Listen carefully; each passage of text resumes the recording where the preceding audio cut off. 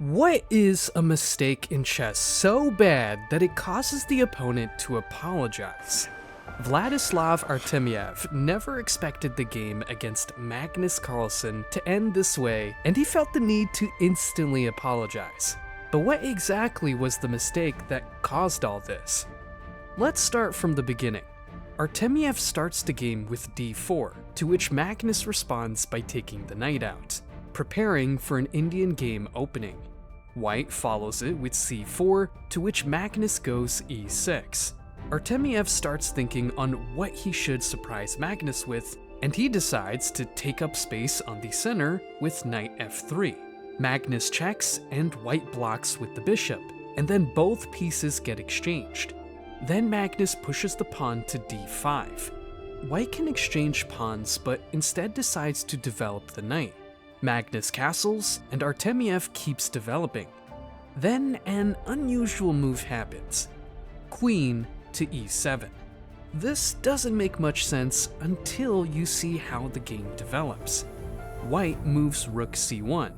Black exchanges pawns, and then pawn c5 is available because it is protected by the queen.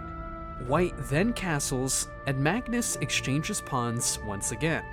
Here, Magnus starts to think. Black needs to develop its pieces, but look at the time. Artemiev is 5 minutes behind. Magnus moves the bishop to d7, but this puts white into a difficult spot. There's really no way for the white pieces to advance. So, he goes back to e2, but the time difference has gotten worse. White has almost 8 minutes, while Magnus 15 minutes. And it doesn't help that he quickly puts up the knight, which makes it Artemiev's turn again. But he delivers almost instantly. By going bishop f3, he is controlling the game. A beginner would have immediately exchanged knights only to open the path for the bishop. But by going f3, Magnus has to work harder to free that bishop, which is exactly what he does. First, he exchanges knights. Then he sets up his plan to free the bishop by moving the rook to d8. So, when the bishop finally moves, the rook will instantly have a target. Artemiev moves the queen out of the way, and Magnus threatens it again with the other rook. And when the coast is finally clear, the bishop goes to c6, turning it into an active piece. If you're bored by this, trust me, I was too, but you need to understand why this is so important. Magnus is also bored, and the position looks a draw, so he's taking it easy. They both do random equal moves until the position gets even more boring, which completely negates the fact that Artemiev has so little time. However, this is where everything shifts. Because the game got so equal, Magnus wanted to finish this game so he could move on with his day, but he calculated extremely wrong. He went knight to e4. Look at Artemiev.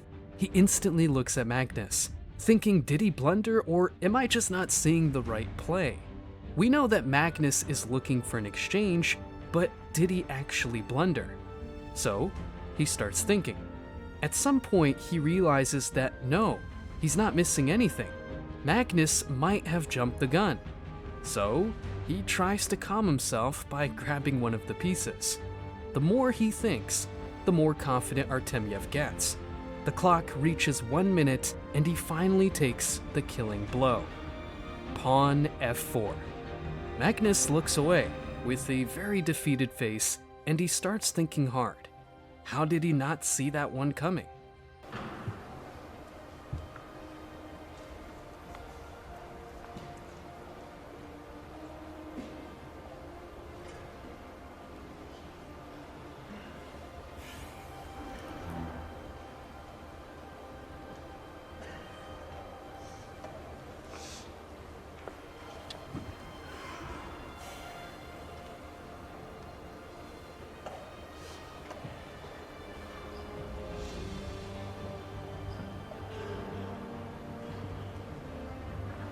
Because after queen f5, Artemiev has pawn g4.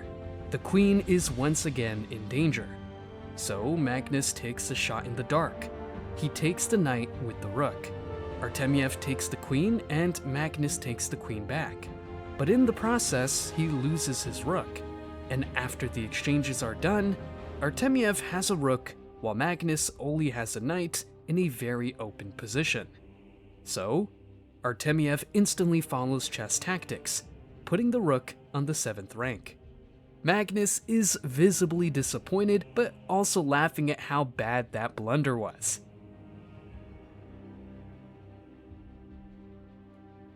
He moves the pawn to safety, but there is no saving this position. No matter how much Magnus thinks, there is no way a grandmaster is going to lose this game. He loses a pawn, then Artemiev follows the knight around until Artemiev said sorry. Not because he didn't deserve to win the game, but because Magnus didn't deserve to lose that way. This was the great game of Magnus Carlsen against Vladislav Artemiev. If you liked the video, make sure to subscribe for more. Bye for now!